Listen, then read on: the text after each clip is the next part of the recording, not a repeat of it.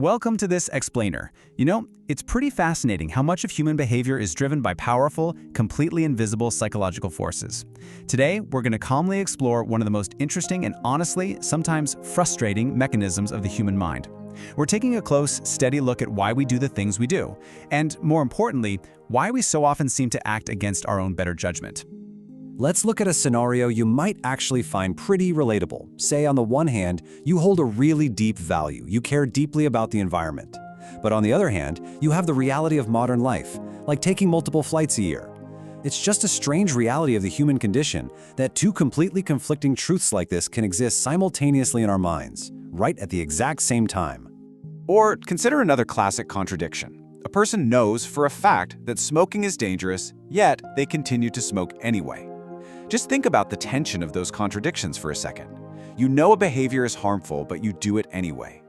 In these cases, your two realities simply don't fit together. And, well, your brain absolutely hates that. That uncomfortable feeling actually has a name.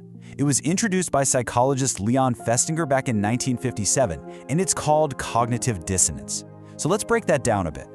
The word cognitive refers to our thoughts and beliefs, and dissonance, that just means a conflict or a lack of harmony. Put them together and you get the psychological tension that's caused by contradiction. See, your brain experiences this contradiction as actual physical discomfort. Sometimes it shows up as guilt, sometimes it's anxiety or embarrassment, or honestly just a vague nagging feeling that something isn't quite right. What's truly fascinating here is what this reveals about our human priorities. Your brain desperately wants that discomfort gone. But surprisingly enough, your mind doesn't actually care whether the solution it finds is objectively true. It really only cares that the contradiction disappears. And that is exactly what makes cognitive dissonance so immensely powerful. It's not a search for truth, it is simply a search for consistency. So before we look at how this all works, we really have to ask why it happens in the first place. I mean, at first glance, cognitive dissonance seems like a terrible biological flaw, right? Why on earth would evolution build a system into our brains that actively encourages self-deception and ignoring reality? Well, the answer is that consistency is fundamentally useful to us. Humans need stable mental models just to make everyday decisions. If we were constantly paralyzed by contradictions, we'd struggle to act at all. So try to reframe how you think about this. Dissonance acts sort of like an internal alarm signal. It's a functional necessity, telling you that something in your mental world doesn't fit together. And it prevents us from being totally frozen by indecision. The problem isn't the alarm itself. The problem is how we naturally choose to respond to it.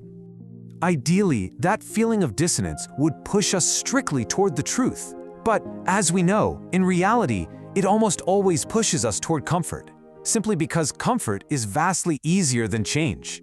Over time, the mind has developed several very distinct mechanisms to reduce this psychological tension. Let's walk through them. We'll start with the healthiest, but honestly, undoubtedly the hardest solutions. Strategy 1 is to just change the belief. If new evidence proves you wrong, you update your opinion. Makes sense. Strategy 2 is to change the behavior. If smoking conflicts with your desire to be healthy, you quit smoking. Both of these directly resolve the inconsistency.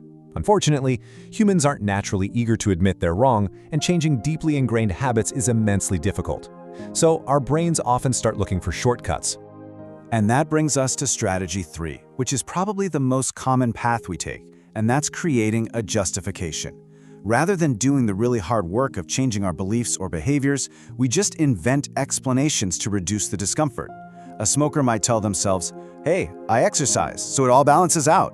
Or they might point out that their grandfather smoked every day and lived to be 90. The core contradiction is still totally there, but the invented justification successfully calms those alarm bells ringing in the brain. If we don't try to justify it, we might move on to strategy 4, which is downplaying the problem altogether. Instead of changing your behavior, you just convince yourself that the conflict really doesn't matter all that much. You might tell yourself something like, "Well, life is short anyway," or, "Everyone else is doing it." By minimizing the conflict, the problem instantly feels smaller to the brain, and that allows all that psychological tension to gently fade away without you having to change a single thing about how you live. Now, strategy 5 is one you're actually probably already familiar with. It's confirmation bias. This is our natural tendency to seek out information that supports what we already believe, while actively avoiding any information that might challenge those beliefs. Basically, if you've already made a decision, your brain is way more likely to go looking for proof that you were right, rather than accepting any evidence that suggests you might have been wrong. And then we have strategy 6, which is honestly perhaps the strangest one of all: rewriting the past. Research actually shows that as our opinions change over time, our memories quietly change right along with them. Your brain silently edits the story in the background to make your past self look much more consistent with your present actions. It's a pretty fascinating reminder that your memory isn't some perfect video recording. It's actually a storyteller, and its main goal is to keep your personal narrative perfectly consistent. So all of these strategies become highly visible in a very specific scenario that psychologists call the post-decision trap. Cognitive dissonance very frequently pops up whenever our beliefs and reality collide right after making a major choice. For instance, just imagine having to choose between two equally attractive options, like maybe two really great job offers. Before the choice is made, option A and option B seem roughly equal, but the exact moment you finally choose option A, the benefits of that rejected option B suddenly create dissonance. You start thinking, wait, did I make the wrong choice? To cure this anxiety, your brain engages in a process called the spreading of alternatives. Your mind suddenly upgrades the winner to make it seem much better and downgrades the loser to seem much worse. The job offers themselves haven't fundamentally changed at all. Only your perception has, and it's all just to reassure you that you made the right choice. Having explored these internal mechanics, we really need to step back now and look at the real-life impact. How do these invisible, internal mental mechanisms actually shape our external world? Well, the answer is that cognitive dissonance influences nearly every major pillar of human society. The effects are profound, and they are quite literally everywhere. Take health, for example. It explains why simply giving someone information rarely changes their behavior. Our internal justifications just override the facts. In relationships, people often stay in unhappy situations because leaving requires admitting that years of emotional investment might have been a mistake, and let's face it, that's incredibly painful. In politics, when our beliefs become tied to our identity, any contradictory evidence feels like a direct personal attack. This widens polarization because people just strengthen their original stance. And in the business world, organizations will routinely double down on failing projects rather than face the dissonance of admitting they failed. Now, you might naturally assume that being highly educated or really smart protects you from all of this, but here is a highly counterintuitive truth. Intelligence does not eliminate bias. In fact, it often makes dissonance much worse. You see, the smarter a person is, the better they are at creating incredibly sophisticated rationalizations for why they are right. Having more knowledge simply makes the self-deception that much more convincing. And this brings us to the central takeaway of this whole explainer. People can hold obviously inconsistent beliefs for years, all while feeling perfectly rational. Why? Because the brain's primary goal is not perfect accuracy. Our greatest challenge as humans isn't the lack of intelligence. It is a deep biological drive to maintain a comfortable, coherent story about who we are and exactly how the world works around us.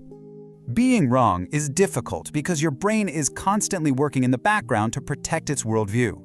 So the next time you find yourself instantly defending a decision, or dismissing uncomfortable evidence, or inventing reasons why a glaring contradiction doesn't really matter, just stop and ask yourself, am I following the evidence here, or am I simply trying to make the discomfort go away? Recognizing this internal process is perhaps the single most valuable psychological skill you can ever develop. Thank you so much for joining me for this explainer.